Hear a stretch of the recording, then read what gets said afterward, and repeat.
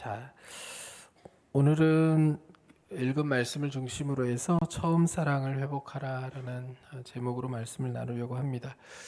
그동안 이제 잠시 멈춰뒀던 요한계시록을 오늘 다시 시작을 하는데요. 오늘 그 계시록 2장과 3장에는 우리가 잘 알고 있는 소아시아 7교회에 대한 메시지가 나오고 있습니다. 오늘 이제 에베소 교회에 대한 말씀을 시작으로 해서 7교회를 차례로 살펴볼 텐데, 에베소 교회는 이 소아시아 7교회의 가장 중심이 되는 교회입니다. 지도를 한번 보여드릴게요. 자, 지도를 보시면 저 가운데에 이제 7교회가 딱 이렇게 모여 있는데, 에베소를 중심으로 해서 시계 방향으로 서머나, 사대, 버가모, 두아디라 이렇게 돼 있죠. 이렇게 밑으로 내려오면 빌라델비아, 라오디게아 이렇게 7교회인데 그 핵심이 되는 교회가 에베소 교회입니다. 그래서 에베소 교회를 향하여서 주님께서 주시는 메시지를 오늘 우리가 읽었는데, 핵심은 처음 사랑을 회복하라. 이게 핵심 메시지입니다. 사실 7교회 가운데 에베소 교회가 가장 먼저 나오는 것은 그 이유가 있습니다. 에베소라는 도시가 로마 제국, 당시 로마 제국에서 네 번째로 큰 도시였고, 그 도시의 영향력이 어마어마했기 때문에 사실 사도 바울이 이 에베소를 거점 도시로 생각하고 중점적으로 여기에서 복음을 전했습니다. 2차 전도여행 때 이곳에서 3년을 머물면서 2년을 넘게 두란노 서원을 세워서 복음을 가르치고 전했던 곳이 바로 이 에베소 지역입니다. 그래서 에베소에서 바울을 만나 복음을 들었던 사람들이 곳곳에 흩어져서 여러 교회들을 세우는데, 그것이 이제 소아시아 7교회뿐만 아니라 소아시아 지방에 세워진 여러 교회들이라고 이야기할 수 있습니다. 에베소는 이미 말씀드린 것처럼 당시 로마 제국 내에서 네 번째로 큰 도시였고, 그리고 지정학적으로는 로마에서 이 반모섬을 거쳐서 소아시아 지방으로, 지금 터키 땅인데 이렇게 들어오게 될 때 가장 먼저 도착하게 되는 항구가 바로 에베소라고 하는 도시였습니다. 그래서 에베소는 당시에 정치적으로도 경제적으로도 사회적으로도 굉장히 큰 영향력을 가진 그런 도시였어요. 그러니까 당시 에베소의 인구가 22만 5천 명 정도 됐다고 하거든요. 여러분, 22만 5천 명이 도시에 살고 있다고 하면 우리 개념으로는 많이 사는 겁니까? 적게 사는 겁니까? 큰 도시입니까? 작은 도시입니까?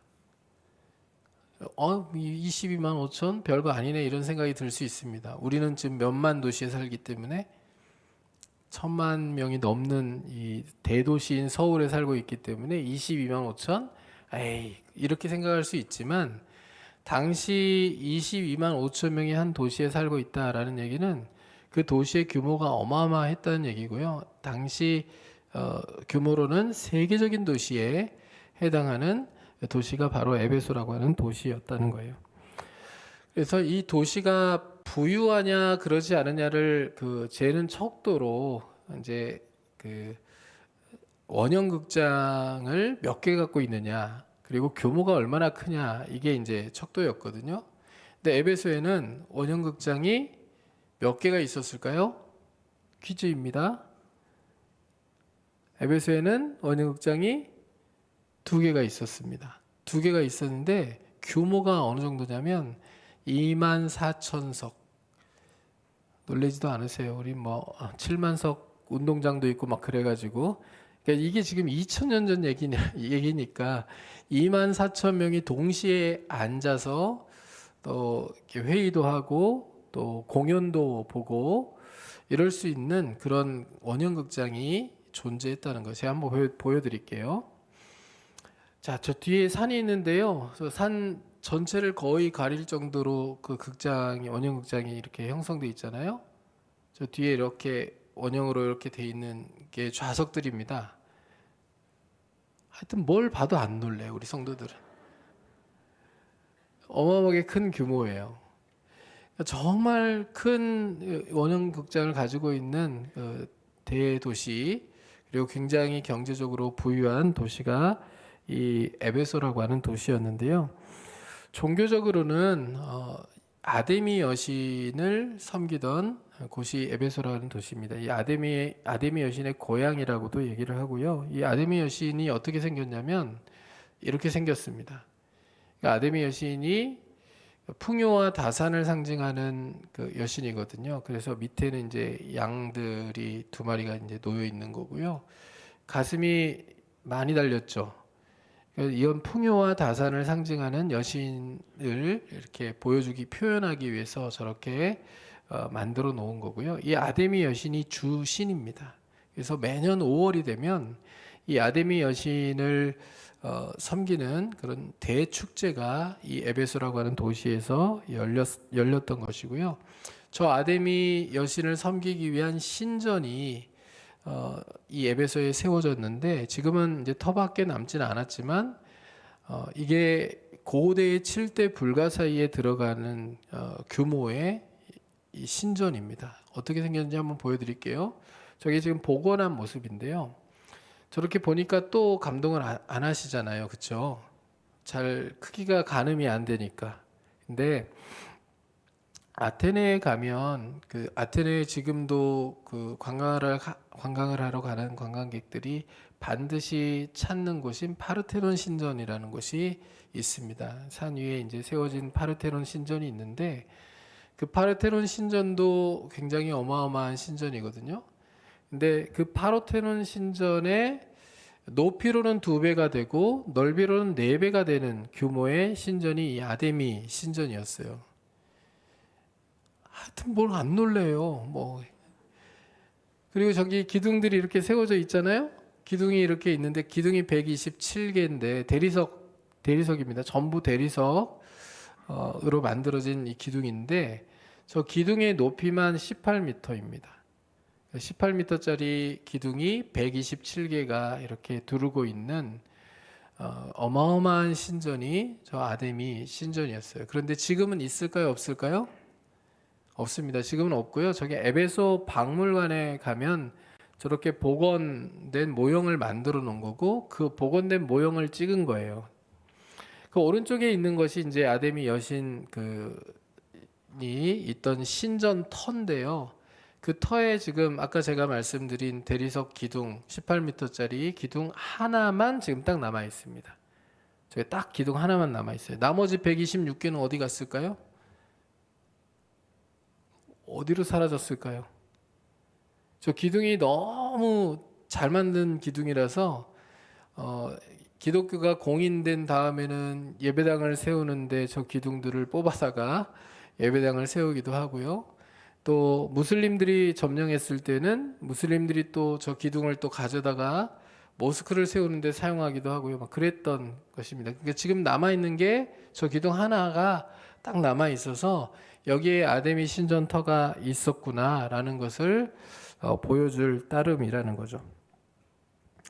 어찌됐건요, 이 도시는요, 아데미 여신이 주신이지만 아데미 여신만 섬겼던 게 아니라 수많은 신들을 섬기던 도시이고 또 황제 숭배를 아주 중심적으로 감당했던 황제 숭배의 중심지이기도 했습니다.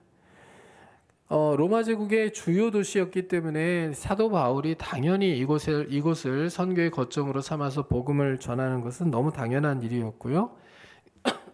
사도 바울이 이곳에 머물면서 3년을 사역한 결과로 에베소의 교회가 세워지게 됩니다. 그리고 사도 바울이 사실 에베소에서 쫓겨나게 되거든요. 바울 때문에 이 아데미 신상을 만들어 가지고 막 먹고 사는 사람들이 방해를 받자 바울을 죽이려고 하고 폭동이 일어나는 것 때문에 바울이 에베소를 떠나게 돼요. 에베소를 떠난 다음에 브리스길라와 아굴라 부부가 그리고 바울에 의하여 남겨진 디모데가 에베소 교회를 목양하며 에베소 교회를 세워갑니다. 그리고 바울이 순교했던 시기인 AD 64년에서 65년경 이후에는 이 교회를 목회하고 있던 디모데의 요청을 받은 사도 요한이 예수님의 어머니 마리아를 모시고 이곳으로 넘어와서 디모데와 공동 목회를 하게 되는데요. 디모데가 사도 요한이 온 지 얼마 지나지 않아서 아까 말씀드린 5월의 아데미 축제를 하는 그 시기에 돌에 맞아서 순교하게 됩니다. 그래서 이 디모데가 죽고 난 이후에 사도 요한이 맡아서 이 에베소를 중심으로 한 그 주변의 교회들을 목양하던 그런 상황이 바로 이 에베소의 상황이었다, 교회의 상황이었다, 이렇게 이해하실 필요가 있을 것 같아요. 그래서 사도 바울이 이곳에서 말씀을 가르치고, 그리고 사도 바울에 의해서 교회가 세워지고, 에베소를 중심으로 해서 말씀을 들었던 사람들이 이제 자기가 사는 마을들로 돌아가서 복음을 전파하면서 여러 교회들이 세워지게 되어서 에베소가 이 소아시아 교회의 중심지로 역할들을 감당하게 되었기 때문에 주님께서 가장 먼저 에베소 교회를 향한 말씀을 지금 주고 계시는 거예요. 자, 주님은요, 에베소 교회 사자에게 편지를 쓰라고 하시면서 자신을 먼저 소개하시는데요. 항상 이 패턴으로 나옵니다. 이제 교회, 7교회의 이야기들을 보면 주님이 항상 자기를 소개하시는데 그 교회의 상황에 맞게 자기를 소개하시고, 그 다음에 칭찬을 먼저 하시고, 그 다음에 책망을 하시고, 이렇게 이제 순서가 이어져 가는데요. 오늘 주님이 자신을 어떻게 소개하시는지 한번 보시죠. 1절 말씀을 같이 한번 읽어볼까요? 같이 함께 읽습니다. 에베소 교회의 사자에게 편지하라. 오른손에 있는 7별을 붙잡고 7금 촛대 사이를 거니시는 이가 이르시되. 자, 보시면 오른손에 뭘 붙들고 계세요? 7별을 붙들고 계시고, 그리고 7금 촛대 사이를 거닐고 계시죠. 예수님이 자신을 지금 소개하시는 건데요. 지난 시간에라는 얘기는 지난 주를 얘기하는 게 아니라 요한계시록을 다루었던 지난 시간에 한 2달 전쯤 되는 것 같아요. 그때 마지막 설교의 그 제목이 뭐였냐면 7별과 7금 촛대의 비밀이었습니다. 기억이 다 나시죠? 예. 제가 비밀을 상세하게 알려드렸는데 여기 지금 7별과 7금 촛대가 나오거든요. 그 7별은 뭡니까? 제가 알려드렸잖아요. 비밀을 상세하게. 7별은 뭐라고 알려드렸고 7금 촛대는 뭐라고 알려드렸죠? 예, 감사합니다. 이렇게 자주 잊어버려 주셔야 또 설교를 할 수 있습니다. 7별은 7교회의 사자라고 말씀드렸잖아요. 근데 이 사자는 동물원에 있는 사자도 아니고 또 사람 사자도 아닙니다. 그러니까 메신저, 사람이 아니고 7천사를 의미한다고 얘기했어요. 그러니까 7교회와 연결되어 있는 천사들, 각각의 교회들을 돕는 역할을 하는 그 천사들을 의미한다라고 말씀을 드렸어요. 왜 이게 중요하냐고 제가 설명을 드렸냐면 지금 교회가 황제에 의하여, 로마 제국에 의하여 지금 세상 나라와 세상 사람에 의하여 박해를 받고 있고 어려움을 겪고 있는데, 교회가 지금 천상의 존재인 천사와 연결이 되어 있잖아요. 각 천사가 각 교회를 돕는 역할을 감당해요. 자, 황제가 천사를 어떻게 할 수 있어요? 없죠. 그러니까 아무리 박해를 가하고 핍박을 가하고 힘들게 해도 천상의 존재를 어떻게 할 수 없기 때문에 결국 믿음으로 견디면 이긴다는 메시지가 7별과 7금 촛대를 이렇게 연결하고 있는 천사와 교회가 연결되어 있다는 것을 통하여서 주님께서 그 메시지를 전하시려고 하시는 거고요. 그러면 7금 촛대는 무엇을 의미한다고 말씀드렸습니까? 7교회를 의미한다고 말씀드렸습니다. 그래서 7별은 7교회를, 7금 촛대를 돕는 각각의 역할들을 감당하는 천사들을 의미한다, 이렇게 설명을 드렸어요. 그 주님께서 오늘 본문에 오른손, 능력의 오른손에 7별을 붙들고 계시고 7교회의 사자들을 붙들고 계시고, 그리고 7금 촛대 사이를 거니시는 분으로 자신을 소개하고 있는 그 모습은 결국 무엇을 말씀하시는 거예요? 교회들에 대한 예수 그리스도의 머리 되심과 주권을 의미하는 겁니다. 그렇죠? 주님이 주권자이세요. 교회의 주권자는 누구시라고요? 주님이시라는 것을 말씀하시고 계신 거예요. 그리고 나서 주님이 바로 이 교회 가운데 첫 번째로 나오는 에베소 교회를 향한 칭찬의 메시지를 먼저 주십니다. 2절과 3절에 세 가지 칭찬을 하시는데 한번 찾아보세요. 자, 2절 3절 말씀을 같이 읽어보겠습니다. 내가 내 행위와 수고와 내 인내를 알고 또 악한 자들을 용납하지 아니한 것과 자칭 사도라 하되 아닌 자들을 시험하여 그의 거짓된 것을 내가 드러낸 것과 또 내가 참고 내 이름을 위하여 견디고 게으르지 아니한 것을 아노라. 주님께서 다 안다라고 말씀하시면서 칭찬하시는데요. 세 가지예요. 첫 번째 칭찬은 뭐냐면 2절 상반절에 나오는 내가 내 행위와 수고를 안다라는 겁니다. 에베소 교회는 하나님을 향한 사랑을 가지고 굉장히 많은 수고를 했던 교회입니다. 많은 사역을 감당했고 또 하나님 나라 일에 적극적인 그런 태도를 가지고 임했던 그런 교회예요. 그러니까 주님께서 네 행위와 네 수고를 내가 안다라고 칭찬하시는 거죠.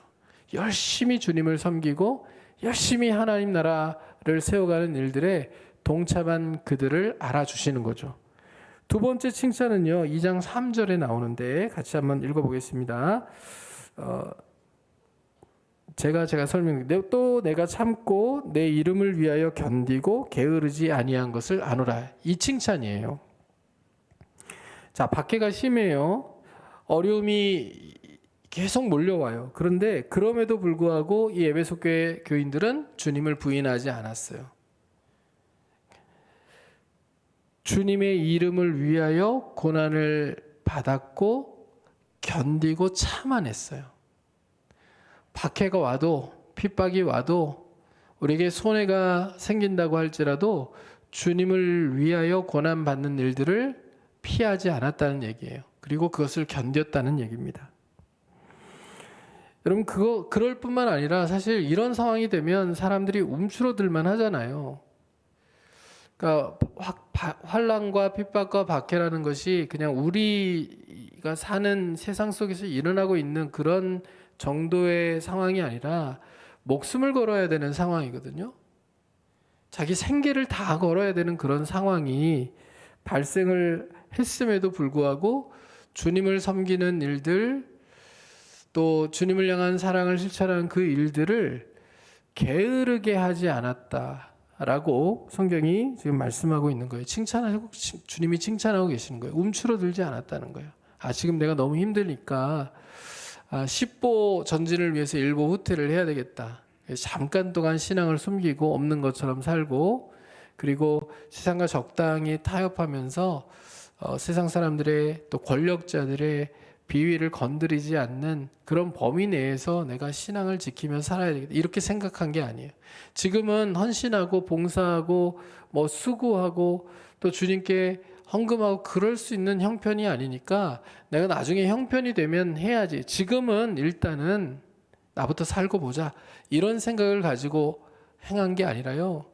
게으르지 않았고 오히려 열심을 내어 어려운 상황 가운데서 최선을 다해서 그렇게 주님을 위하여 고난을 계속 받으면서 삶을 부지런하게 주님을 섬기는데 바쳤던 사람들이 바로 에베소 교회의 교인들이라는 주님의 칭찬인 거예요. 또 세 번째 주님이 칭찬하시는 칭찬은요, 2장 2절 하반절 말씀과 또 6절에 연관된 말씀들이 또 나오는데요. 악한 자들을 용납하지 아니한 것과 자칭 사도라 하되 아닌 자들을 시험하여 그의 거짓된 것을 내가 드러낸 것과, 이렇게 주님이 말씀하시는데 6절을 보면 구체적인 내용이 뭔지 나와요. 오직 내게 이것이 있으니 내가 니골라당의 행위를 미워하는도다. 나도 이것을 미워하노라. 이렇게 니골라당의 행위를 미워하는 것, 니골라당이라는 이단을 잘 분별하여 교회 내에 발을 붙이지 못하도록 한 것, 이것이 에베소 교회 교인들이 잘한 행동이라고 주님께서 칭찬하고 계시는 거예요.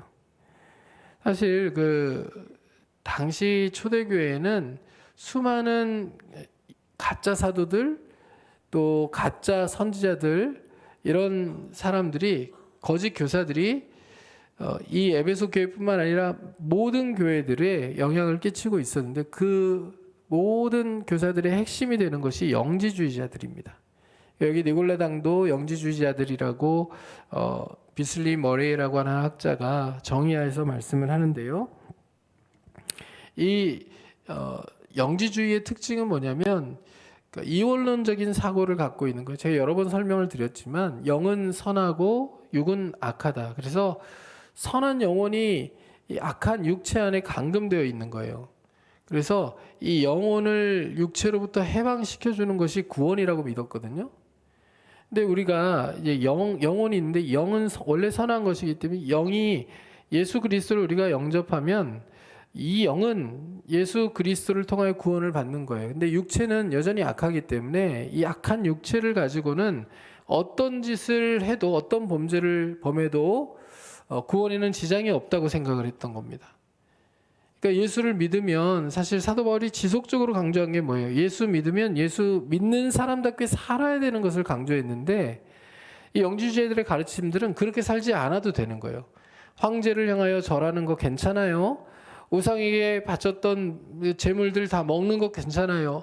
또 우상을 섬기기 위해서 신전에 한 번씩 가는 것도 괜찮아요. 왜요? 지금 살아야 되니까. 이미 우리 영이 구원받았기 때문에 그렇게 살아가는 게 우리에게 아무런 영향을 끼치지 못한다고 가르쳤던 거예요. 얼마나 많은 성도들이 여기에 미혹됐겠어요. 그렇죠?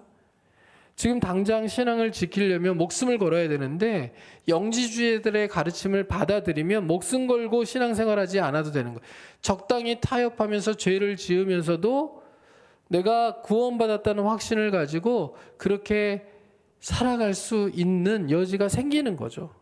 수많은 사람들이 이곳에 미혹되어 넘어졌습니다. 그런데 에베소 교회 성도들은 그것을 분별해낼 수 있는 능력이 있었다는 거예요.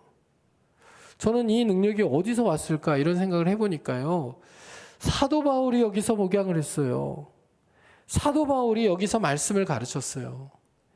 그러니까 바울에 의하여 말씀을 제대로 배우고 들은 사람들이 진리 위에 자기의 신앙생활들을 세워나가는, 그래서 거짓이 무엇인지 또 진리가 무엇인지를 옳게 분별할 수 있는 그런 능력을 가진 자들로 세워졌다는 거죠. 여러분, 일주일에 한 번씩 주일날 이렇게 오셔가지고 말씀을 듣는 것만으로는 우리가 이 교회 안에 은밀하게 침투해서 가짜 교리들을 막 심어놓는 그런 이단들의 가르침과 사상으로부터 우리를 지켜낼 수 없다는 것을 우리가 기억할 필요가 있어요. 개인적으로도 말씀을 묵상하고 성경을 공부하고 배워가는 훈련들이 필요하고요. 또 교회 공동체 안에서 또 말씀을 배워가는 훈련들에 우리가 말씀을 지속적으로 배우면서 진리 위에 우리 신앙을 계속 세워가려고 노력하지 않으면 가만히 들어와 우리를 무너뜨리려고 하는 이 거짓 교사들로부터 우리 자신을 지켜내기가 쉽지 않다는 것을 기억하며 신앙생활을 해나가야 한다는 거예요. 여러분, 왜 수많은 교인들이 말도 안 되는 신천지의 교리를 듣고 다 넘어갑니까? 왜 교회 중직자들이라고 하는 사람들도 또 심지어 목사들도 신천지의 교리를 접하면서 분별해내지 못하고 그게 진리라고 생각하고 거기에 반응하며 그렇게 넘어가는 사람들이 있어요. 나는 아니겠지. 아닙니다. 말씀에 바로 서서 진리가 무엇인지를 온전히 알고 그 진리를 가지고 거짓을 분별해내는 능력이 없으면 누구든 넘어갈 수 있습니다. 얼마 전에 이제 저희 대학 총신대학교 신학과 출신의 동아리 모임이 있는데 제가 속했던 이제 합창단 모임에 이제 동아리 카톡방이 있는데요. 거기에 한 6년 선배 되는 한 분이 글을 올렸어요. 다 목회자들인데 거기에 글을 올렸는데 신천지에 가서 신천지를 경험했다는 거예요. 신천지에 가서 그동안 답답하고 해결되지 않았던 그 진리를 알게 되고 진리를 깨닫게 되었다는 그런 내용으로 이 신천지 교리를 가르치고 거기서 한번 들어보기를 설득하고 그리고 초청하는 그 글이 이 단톡방에 올라와서 얼마나 큰 충격을 받았는지 몰라요.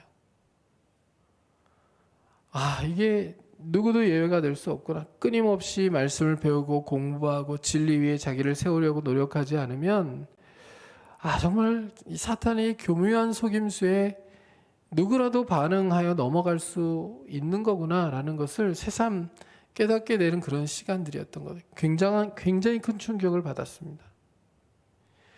여러분, 우리가 우리 삶을 살아가면서 우리가 교회를 나오고 또 신앙생활을 한다고 하지만 우리가 말씀 안에 굳게 서지 못하면 그리고 진리를 온전하게 붙잡지 못하면 여러분, 우리가 수많은 이단들 뿐만 아니라 세상의 잘못된 이야기들에도 믿음으로 반응하지 못하고 그리고 인간적인 마음으로 반응하다가 넘어질 수 있는 연약한 존재임을 우리가 기억하며 살아갈 수 있기를 간절히 소망합니다. 그래도 우리도 에베소 교회 교인들이 칭찬을 받은 것처럼 이단들도 분별해내고 잘못된 것이 무엇인지를 분별해내고 진리가 무엇인지를 온전히 붙들 수 있는 그런 하나님의 백성들로 그렇게 신앙생활을 해나갈 수 있게 되기를 주님의 이름으로 축원합니다. 자, 여기서 끝났으면 정말 좋았을 것 같아요. 칭찬만 듣고 딱 끝났으면 너무 좋았을 텐데, 근데 칭찬만 듣고 끝낸 게 아니고 주님께서 칭찬 이후에 책망을 하시는데 이게 너무 심각한 책망이에요. 사실 칭찬 3개 하고 책망을 하나 들었으면 남는 장사 한 거다 이렇게 생각할 수 있겠지만 이 한 가지 책망이 너무 커요. 뭐라고 말씀하시는지 보세요. 그러나 너를 책망할 것이 있나니 너의 처음 사랑을 버렸느니라. 처음 사랑을 버렸다라는 책망을 들어요. 처음 사랑은 성경에서 강조하고 있는 하나님 사랑과 이웃 사랑입니다. 근데 이 이웃 사랑이라는 것은 하나님 사랑이라는 것의 근거에서 나올 때의 의미가 있는 것으로 성경이 얘기하고 있기 때문에 그래서 성경이 이제 야고보 사도에 의해서 최고의 법을 이웃 사랑이라고 얘기하는데 그 이웃 사랑은 하나님 사랑이 전제가 된 이웃 사랑이거든요. 그러니까 하나님 사랑과 이웃 사랑 이 두 가지를 잃어버린 것을 주님께서 야단을 치시는 거예요. 처음 사랑을 잃어버렸다. 처음 사랑이라는 것은 주님께 내가 생명이라도 드릴 수 있습니다 라고 그런 마음을 갖는 것과 그런 마음을 갖고 실제로 삶을 살아가는 것을 처음 사랑이라고 주님께서 표현을 하고 계시는 거거든요. 그러니까 하나님을 위해서 이웃을 위해서 내가 생명까지도 내어드릴 수 있다. 주님께 받은 은혜에 반응하여서 그런 마음을 가지고 예수를 처음 믿고 그렇게 삶을 살아갔는데 지금은 그게 없다는 거예요. 여러분, 교회의 중요한 사명이 무엇입니까? 교회의 가장 중요한 사명이 무엇이에요? 복음을 전하는 겁니다. 증인으로서 살아가는 거예요. 성도들의 삶의 사명은 예수 그리스도의 증인으로 사는 거고 교회의 가장 중요한 사명은 복음을 전하는 겁니다. 그런데 이단들의 도전이 거세다 보니까요, 복음을 전하는 게 두려운 거예요. 한번 생각해 보세요. 신천지가 들어와 가지고 교회를 쑥대밭을 만들었다고 한번 생각해 보십시오. 그러면 그 교회 교인들은 밖에 나가서 전도를 할 수 있습니까? 전도하는 게 위축이 될 수밖에 없어요. 왜냐하면 전도에서 누군가를 교회로 데리고 들어오면 그 사람이 혹시 이단이 아닐까라는 의심들이 계속 생기기 때문에 전도하는데 위축될 수밖에 없는 거예요. 그러니까 이 에베소 교회가요, 이단들의 영향에 계속 노출되다 보니까 복음을 전해야 되는 교회의 근본적인 사명을 지금 놓고 있는 거예요. 증인으로서의 삶을 살아가는 것, 복음을 전하는 것, 이 일들의 위축된 모습으로 지금 살아가고 있다는 것을 주님께서 말씀하고 계시는 거예요. 두 번째는 무엇입니까? 연결이 되어 있어요. 이웃사랑입니다. 여러분, 교회 안에 이렇게 많은 성도들이 있는데 주님께서 원하시는 건 뭐예요? 서로 신뢰하고 사랑하고 믿는 거고 서로 끝까지 섬기는 거잖아요. 주님이 이 땅에 계실 때 가룟 유다가 자기를 배반할 것을 아셨음에도 불구하고 사랑하시죠. 그렇죠? 성경이 뭐라고 말씀합니까? 세상에 있는 자기 사람들을 사랑하시되 끝까지 사랑하시니라. 주님이 배반을 하는 제자들을 바라보시면서도 주님이 보여주셨던 본은 끝까지 사랑이었어요. 그렇죠?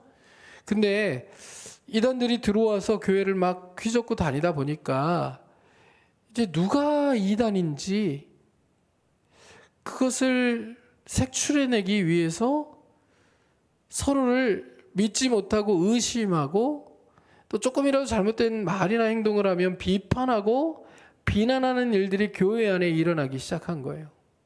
그럴 수 있겠죠, 그렇죠? 만일에 우리가 정보를 입수했다고 한번 생각해 보세요. 지금 신천지가 대성교회를 노리는데 대성교회 중직자들 몇 명을 이미 포섭해가지고 그들을 다 훈련을 시켰고 그들을 통하여 교회를 삼키려고 그 산 옮기기 전략을 지금 막 사용하고 있다. 그래서 교회가 지금 신천지 훈련을 받은 그런 중직자들로 몇 사람이 지금 채워져 있는데 교회는 잘 모르고 있는 것 같다.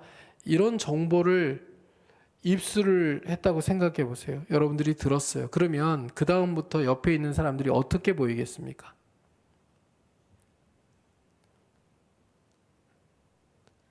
지금 옆 사람을 보면 이상해져요. 지금 보지 마세요. 어떻게 보이겠어요? 의심스러워 보이는 거잖아요. 혹시 저 권사님이 갔다 온 거 아니에요? 지난주에 교회에서 계속 안 보이던데? 아니 김장할 때도 안 보이던데? 평소에는 오시던 분인데 안 보였어. 거기 갔다 온 거 아니야? 공교롭게도 지난주에 신천지 강서 지구에서 어떤 성경 세미나를 했대던데 하필 그날 안 보였네. 안 보였던 사람들 이름 적어봐. 이러지 않겠어요? 색출해내려고.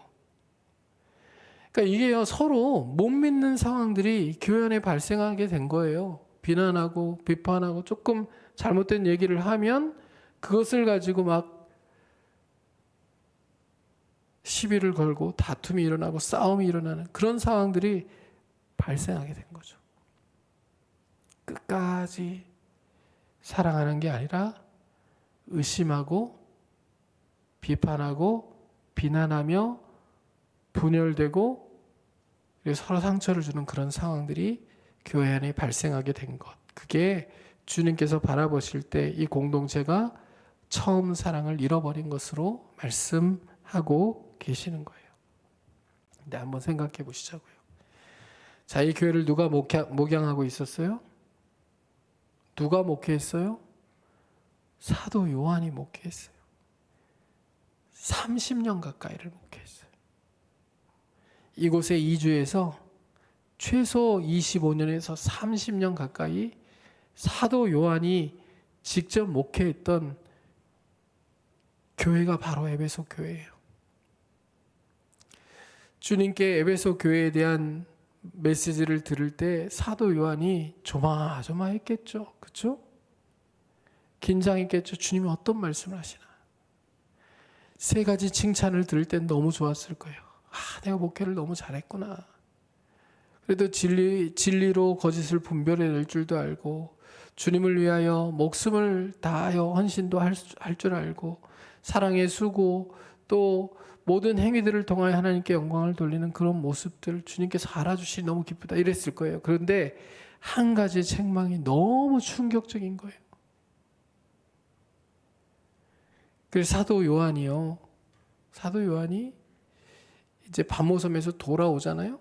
돌아와서 목회를 하는데 이제 몸이 거의 100세가 됐으니까 자기 발로 이렇게 서서 강단에 서가지고 말씀을 전할 수 없는 그런 상황이 되니 사람들이 누워있는 침상째로 이렇게 들고 와가지고 딱 놓으면은 누워서 메시지를 전했다 그러거든요.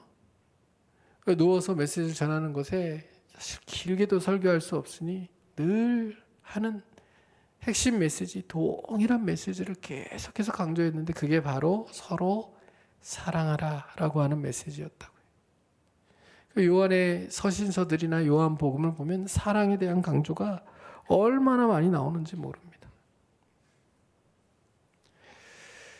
여러분, 우리가 우리 신앙생활을 해나가면서요, 정말 주님을 향한 처음 사랑과 또 주님이 우리에게 주신 서로를 향한 이 처음 사랑이 사라지지 않고 늘 풍성하게 넘쳐나는 그런 신앙생활일 수 있기를 주님의 이름으로 간절히 소원합니다. 주님은 이렇게 책망하신 후에요, 회복할 수 있는 방법을 알려주시는데 그게 2장 5절의 상반절 말씀이에요. 같이 한번 읽어보겠습니다. 어디에서 떨어졌는지를 생각하고 회개하여 처음 행위를 가지라.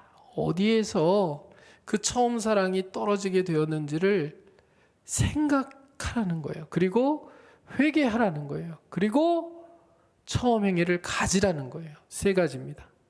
명령형, 세 가지 명령형으로 되어 있어요. 어디서 떨어졌는지를 생각하라. 그리고 회개하라. 그리고 처음 행위를 가지라. 이렇게 세 가지의 명령형으로 되어 있는 겁니다. 여러분, 이제 문법을 제가 막 깊이 설명할 필요는 없을 거라고 생각하고요. 생각하라라고 얘기하는 것은 사실 진행형의 얘기예요. 한 번만 생각하는 게 아니라 계속 생각하라는 얘기예요. 여러분, 처음 사랑을 우리가 회복하면 그 사랑은 또 떨어지지 않습니까? 아니죠. 계속 떨어질 수 있죠. 그러니까 처음 사랑이 어디서 떨어졌는지를 생각하고 처음 사랑을 회복하는 거 중요한데, 이 처음 사랑이 계속 떨어지지 않도록, 아니면 떨어졌으면 또 계속해서 다시 되찾을 수 있도록 끊임없이 생각하라는 얘기예요. 두 번째는 무엇이냐면, 여기는 긴급성이 담겨있는 문법 구조입니다. 긴급하게 하라는 거예요. 지금 하라는 겁니다. 회개하는 것, 지금 하라는 거예요. 어디서 떨어졌는지를 생각하고 그것을 깨달았으면 즉각 회개하라는 얘기예요. 지금 바로 회개하라는 얘기예요. 그리고 나서 세 번째, 깨닫고 회개해서 어떻게 해야 될지를 알았다면 즉각 행하라는 거예요. 처음 행위를 지금 다시 가지라는 얘기예요. 이제 회개하고 다 했는데 아직 내 삶의 여건이 안 되니까 몇 달 후에 해야지, 1년 후에 해야지, 2년 후에 해야지가 아니라 지금 하라는 얘기예요. 회개하고 돌이켰으면 주님이 기뻐하시는 삶을 지금 살기 위해 노력하라는 얘기예요. 여러분, 우리가 아마 이런 질문을 받으면요, 대답하기가 쉬울 거예요. 제가 생각할 때는. 일부에도 그랬거든요. 자, 제가 질문을 던질게요. 여러분은 처음 사랑을 잃어버리셨습니까? 아니니까 대답 안 하시는 거죠? 그러면 처음 사랑을 가지고 계십니까? 분리하면 묵비권입니까? 처음 사랑을 가지고 계십니까? 네라고 대답하시는 분들이 많았어요. 지금도 많아요. 소리는 작았지만 많은 분들이 네라고 대답하셨거든요. 근데 대답하실 거예요. 그렇게. 왜 그러냐면 여전히 예배하고 여전히 봉사하고 있고 여전히 헌금 생활하고 있고 오늘 날이 추운데도 불구하고 교회를 이렇게 나와서 예배를 드리고 있으니까 내가 교회를 중심으로 살아간다고 생각하고 신앙생활을 그래도 잘하고 있다고 생각할 수 있다는 거죠. 그런데 에베소 교회인들은요, 우리보다 훨씬 열악하고 힘든 상황 가운데서도 우리보다 훨씬 잘했어요. 예수 믿으면 사회적으로 마이너가 돼야 되고요. 예수 믿으면 생계 위험을 감수해야 되고요. 예수 믿으면 목숨을 걸어야 되고요. 예수 믿으면 가족도 잃어야 되는 그런 상황 가운데서 이들은 최선을 다해서 수고하고 최선을 다해서 하나님 나라를 세워가는 일들을 감당했어요. 그럼에도 불구하고 주님께 처음 사랑을 잃어버렸다는 책망을 들은 거예요. 여러분, 이 에베소 교회의 문제에 대해서 존 스토트 목사님이 이렇게 이야기를 하거든요. 주님 사랑에 대한 감격이 식어버리고 하나님의 사랑에 기쁨으로 반응하지도 않으면서 사랑 없이도 수고하는 교회가 에베소 교회였다. 이게 가능하다는 것을 보여주는 게 에베소 교회 이야기라는 얘기예요. 이미 주님의 사랑에 대한 감격은 식었어요. 하나님의 사랑에 대한 이 반응으로서, 기쁨의 반응으로서 봉사하고 섬기는 것도 없어요. 그런데 사랑 없이도 수고는 하고 있어요. 지금 봉사하고 있어요. 신앙생활을 한다고 하고 있어요. 그럴 수 있다는 것을 보여주는 증거가 에베소 교회라는 거예요. 여러분, 우리도 그럴 수 있다고 저는 생각합니다. 내가 주님을 위하여 내 생명까지도 드릴 수 있어요. 이 마음을 가지고 그렇게 주님을 위해서 기쁨으로 봉사하고 섬기며 살아가는 그런 모습은 없어졌는데, 형식적으로는, 습관적으로는 동일하게 예배하고 동일하게 기도하고 동일하게 말씀 듣고 성경 공부도 하고 또 봉사하고 섬기며 그렇게 살아갈 수 있는 가능성이 우리에게도 있다는 거예요. 에베소 교회 교인들과 마찬가지로.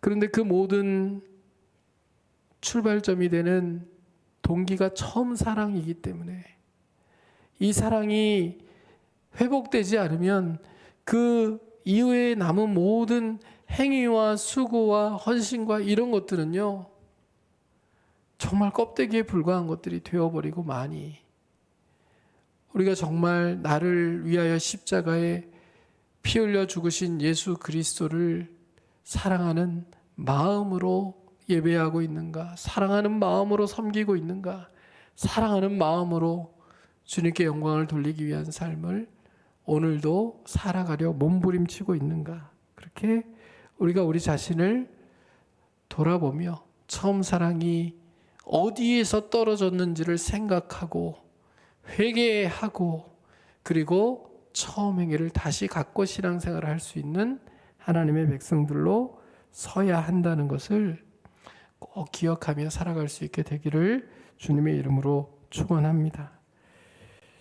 자, 주님은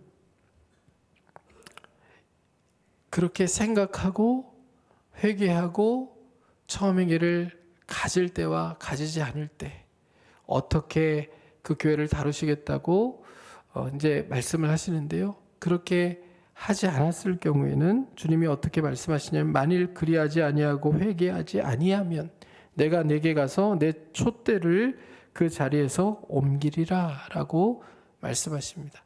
여러분, 교회는 망합니까? 망하지 않습니까? 교회가 망해요? 망하지 않아요? 여러분, 교회가요 망해요. 어떨 때 망하는 줄 아세요? 처음 사랑을 잃어버리면 주님께서 그 촛대를 옮기시는 거거든요. 그럼 망하는 거예요. 껍데기는 남아 있어도 본질적 사명을 더 이상 감당하며 세상의 빛과 소금의 역할들을 감당할 수 없는 교회가 되고 마는 거예요. 촛대를 옮겨버리셨기 때문에 빛을 발할 수가 없는 겁니다. 그런데 회개하고 돌아오면 주님께서 어떻게 하시겠다고 말씀하십니까? 자, 7절 말씀을 같이 한번 읽어보겠습니다. 시작. 귀 있는 자는 성령이 교회들에게 하시는 말씀을 들을지어다. 이기는 그에게는 내가 하나님의 낙원에 있는 생명나무의 열매를 주어 먹게 하리라. 아멘. 회개하고 돌이킨 교회를 향하여서 주님께서 구원을 약속하고 계시고 또 동행을 약속하고 계시는 거예요.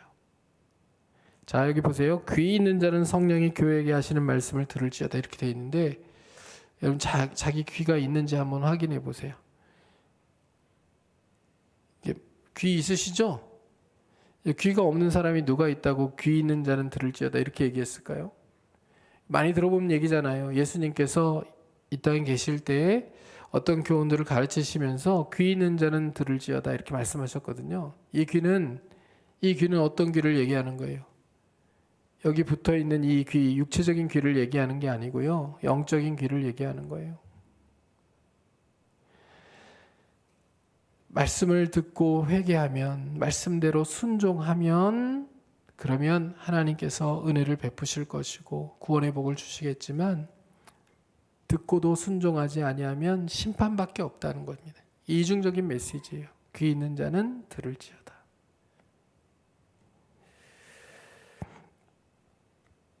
에베소 교회뿐만 아니라 우리 성도들은 주님의 경고의 말씀을 듣고 귀 있는 자들이 되어서 돌이켜야 합니다. 즉 순종해야 합니다. 그렇게 했을 때 이기는 자들이 되는 것입니다. 여기 이기는 자들은 여러분 신천지에서 얘기하는 그 이기는 자가 아니라요. 여기서 이기는 자들은 말씀을 듣고 돌이켜 회개하고 처음 행위를 갖는 사람들, 즉 귀 있는 자가 이기는 자입니다. 여러분 다 이기는 자로 살아가실 수 있기를 주님의 이름으로 축복합니다. 이기는 자들에게는 어떤 복을 주시냐면 이렇게 말씀하시죠. 하나님의 낙원에 있는 생명나무의 열매를 주어 먹게 하리라. 생명나무는요, 창세기에 나오고 그리고 계시록에 나와요. 성경의 첫 책에 나오고 마지막 책에 나와요. 창세기에 나오는 생명나무, 여러분 생각해 보세요. 인간이 타락했을 때 하나님이 그 길을 막으셨죠. 그렇죠? 생명나무에 이르는 길을 막으셨어요. 왜요? 그것을 따먹고 영생할까 하여서. 그런데 계시록에 나오는 생명나무는요, 하나님이 영생을 위하여서 먹게 하시잖아요. 그렇죠? 그래서 이 생명나무는 사실 예수 그리스도가 십자가에서 우리를 위해 죽으심으로 하나님과의 화해를 이루시고 하나님의 용서를 온전히 받고 하나님의 자녀로 우리가 살아가게 하시면서 우리에게 이미 영생을 주신 거거든요. 그래서 이 생명나무는 우리가 나중에 이렇게 회개하고 돌이켰을 때 나중에 하나님의 나라에 가서 먹는 열매를 의미하는 게 아니라 이 생명나무는 예수 그리스도 자체를 의미하는 거예요. 그래서 예수 그리스도를 날마다 우리가 먹으며 예수 그리스도를 통하여 하나님과 기쁨으로 동행하고 하나님과 온전한 교제를 누리며 살아가는 하나님과의 관계가 완전히 회복되어 상황과 조건을 뛰어넘어서 주님을 섬기는 인생을 살아가게 되는 그 복을 우리에게 주신다는 것을 의미하는 거예요. 여러분 하루를 살아도 주님의 백성으로 주님과 온전히 동행하며 또 하나님이 주시는 충만한 기쁨을 삶 가운데 누리고 하나님과의 교제 가운데서 누릴 수 있는 최고의 행복을 누리며 살아가는 그런 신앙생활을 하면서 살아가고 싶으시지 않습니까? 그렇게 살아가기 위해서는 귀 있는 자들이 되어야 되고 이기는 자들이 되어야 되고, 그렇죠? 주님을 향한 처음 사랑을 잃어버리지 않고 잃어버렸다면 다시 회복하는 하나님의 사람들이 되어야 됨을 우리가 잊지 않고 살아갈 수 있게 되기를 주님의 이름으로 축복합니다. 옆에 계신 분들에게 이렇게 인사하겠습니다. 처음 사랑을 잃어버리지 맙시다. 아멘입니까? 자, 우리 함께 찬양하고 기도하는 시간 갖겠습니다.